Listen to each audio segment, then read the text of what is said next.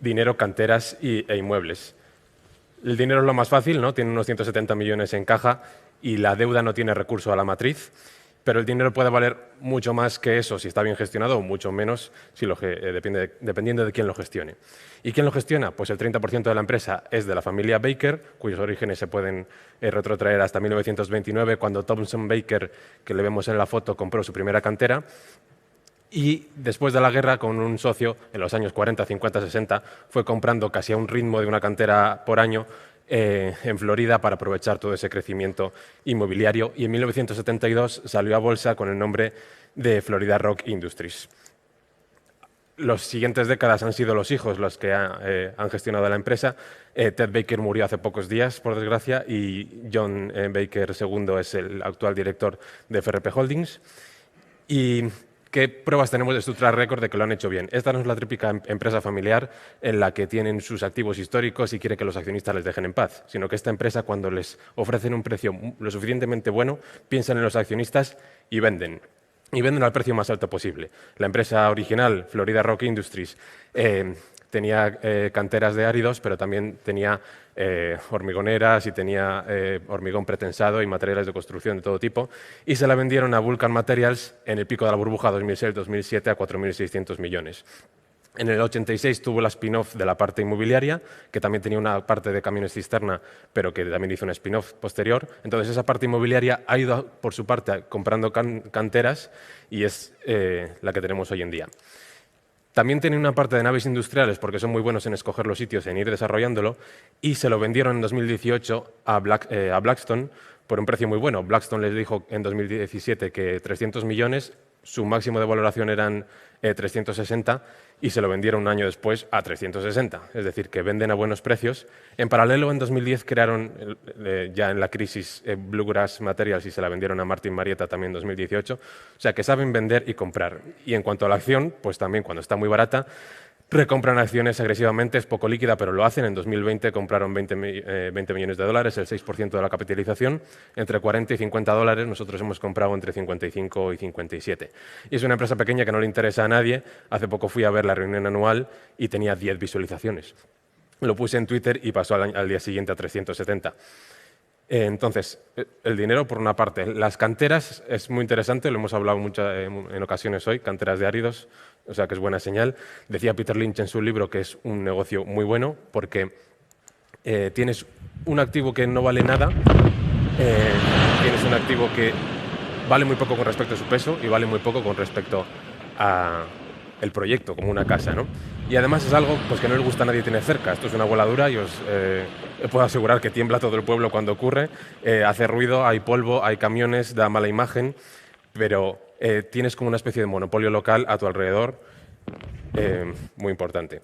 Estas son todas las canteras que tiene FRP Holdings y ellos no operan las canteras, sino que las alquilan a cambio de un royalty a Vulcan Materials, a Martin Marietta, a Cemex, y tienen unas 550 millones de toneladas de grava, de caliza, de arena, y minan unas 8 o 9 millones al año, así que tienen unos 60 unos 60 años, perdón, por delante, aunque en realidad siempre está infravalorado y al final siempre sacan más, así que hay unos 100 años por delante de minería. La mayoría están en Florida, Georgia, una en Virginia, y lo interesante es que los millones de toneladas no suben mucho, están ahora mismo como en 2006, pero el precio sí que sube por encima de la inflación, un 5% al año desde 2006.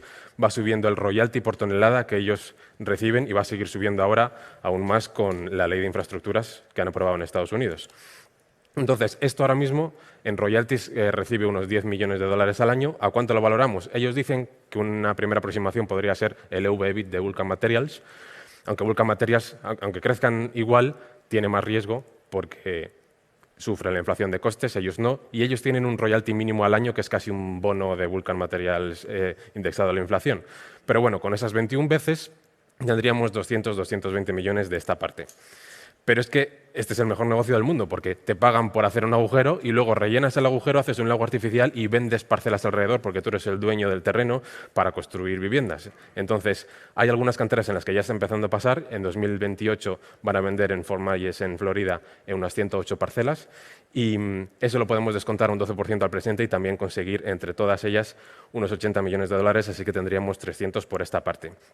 Pero lo más interesante es los inmuebles. Los podríamos coger a valor de balance a coste histórico muy infravalorados por 300 millones y ya tendríamos ahí unos 800, entre 9,4 millones de acciones, 85 por acción, pero merece mucho la pena entender inmueble por inmueble qué son y cuánto valen. La mayoría están en Washington, D.C., que escogió George Washington, donde iba a estar el Distrito Federal, entre dos ríos, entre el río Potomac y el Anacostia, para que hubiese acceso al interior del país y también los barcos pudiesen salir al océano. Y siempre que hablamos de inmuebles, el foso defensivo es literal, porque es el agua. Tienes las vistas al río, las vistas al mar y además no puede aumentar la oferta, a no ser que estés en Dubái. Se construyó Washington como Versalles, da un toque francés porque el ingeniero era francés. Y la parte sur siempre ha sido más industrial porque allí estaba la marina, construían los barcos, ha sido siempre muy fea y en el año 2000 empezaron a recalificar todo y a construir un barrio mejor. De esa spin-off del 86, FRP Holdings consiguió unos terrenos que eran industriales y en el 98 consiguieron la recalificación. Y desde el 2000 se ha construido muchísimo. Hay un campo de béisbol, un campo de fútbol, muchísimos servicios. Mucho lo ha hecho Forest City, que lo compró Brookfield en el 2018, o sea que está Brookfield ahí construyendo y desarrollando. ¿Y ellos qué tienen? Tienen la línea del río. Tienen un edificio que se llama el Dock 79, unos 300 y pico apartamentos. Luego tienen The Maren, que es clase A, puro lujo, en una zona en la que está creciendo la población cada vez más. La media es de 34 años, va ahí toda la gente joven. La media de ingresos familiares son unos $150.000, o sea que está todo el mundo yendo allí. Puedes ir paseando por el río, pues estás en 15 minutos en el Capitolio. Este es Dock 79, el punta de lanza. Este es The Maren, que tiene unas vistas espectaculares. Y luego, a la izquierda, podemos ver un edificio que ya está al 80% construido. Los dos primeros los podemos valorar en 100 millones los dos. Al lado hay un terreno donde se construirán los 3-4, también valorado en 50 millones de forma conservadora. Pero es que a la izquierda tenemos uno con 380 apartamentos y debajo hay una planta de hormigón alquilada a Vulcan Materials hasta 2026 y en 2026 se empezará a construir, que la valoro también de forma conservadora en 30 millones. Aquí podemos ver terrenos vendidos hace ya años mucho más baratos. O sea que en realidad esa parte sería unos 75 millones. Y por no extenderme, hay muchos más inmuebles de apartamentos residenciales que todos juntos son unos 300 millones. Aquí tenemos algunos ejemplos.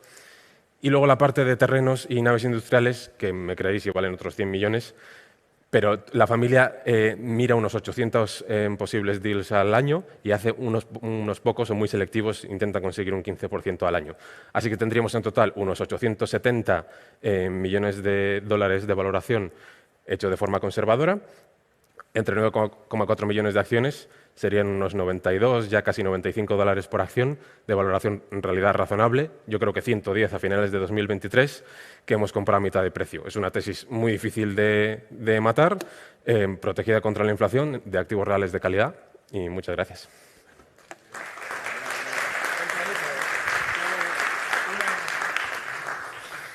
Una pregunta triple, Sí. Que al final te has comido el tiempo. Estaba sonando a mí la campana. Es que antes había una campana aquí gigante, pero ahora me la han puesto a mí. Es que es tesis de 1 hora, pero bueno. Oye, pensaba que ibas a contar MicroStrategy.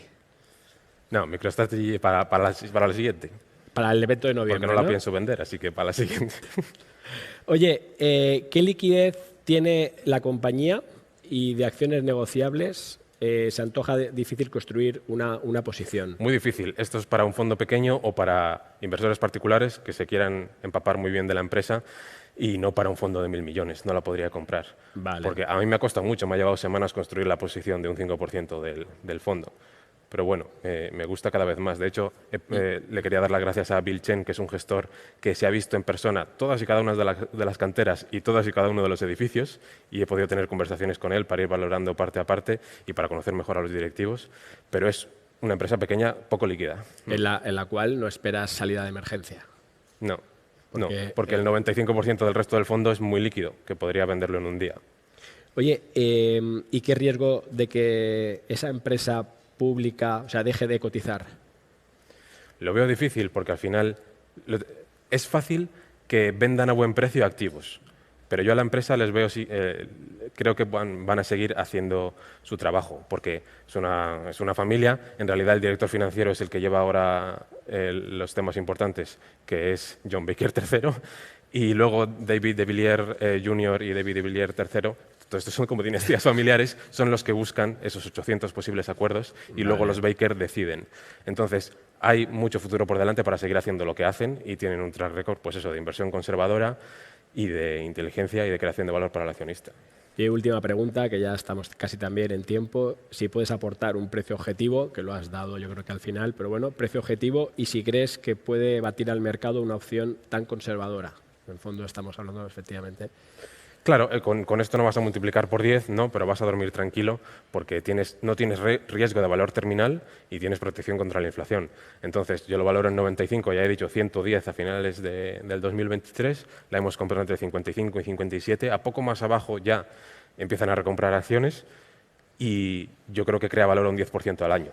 Por esa valoración de 20 veces y por ese 5% de inflación. Los alquileres también están empezando a subir porque hubo una limitación de subida de alquileres que ya ha pasado. Entonces veo potencial y creación de valor a un 10% al año mínimo, porque ellos consiguen más de un 15% con cada euro que ponen a trabajar, pero son muy selectivos.